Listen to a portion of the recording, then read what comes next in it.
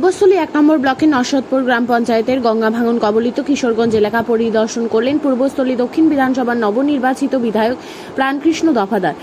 বৃহস্পতিবার তার সঙ্গে ছিলেন পূর্বস্থলী 1 নম্বর ব্লকের বিডিও অনন্যা বিশ্বাস, সেচ দপ্তরের আধিকারিক এবং প্রশাসনের অন্যান্য প্রতিনিধিরা। এদিন গঙ্গা বক্ষে নৌকায় করে ভাঙনপ্রবণ এলাকা ঘুরে দেখেন তারা। নদীর ভাঙনের বর্তমান পরিস্থিতি খতিয়ে দেখার পাশাপাশি ক্ষতিগ্রস্ত এলাকাগুলিও পরিদর্শন করা হয়। পরে কিশোরগঞ্জ গ্রামে পৌঁছে স্থানীয় বাসিন্দাদের সঙ্গে কথা বলেন বিধায়ক ও প্রশাসনিক আধিকারিকরা। এলাকাবাসীরা তাদের দীর্ঘদিনের বিভিন্ন সমস্যার কথা তুলে ধরেন।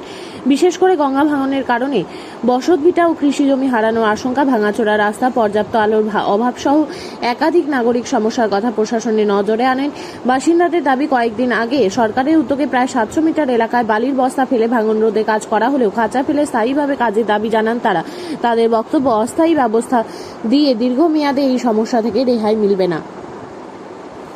কাজ হয়নি। এই প্রথমবার যে এমন একটা সরকার এসে সেই সরকার চাইছে মানুষের যেন ভালো হয়, মানুষের যেন কোনো কষ্ট না থাকে, তার জন্য কাজ করে। এখানে কি কি সমস্যার সমাধান?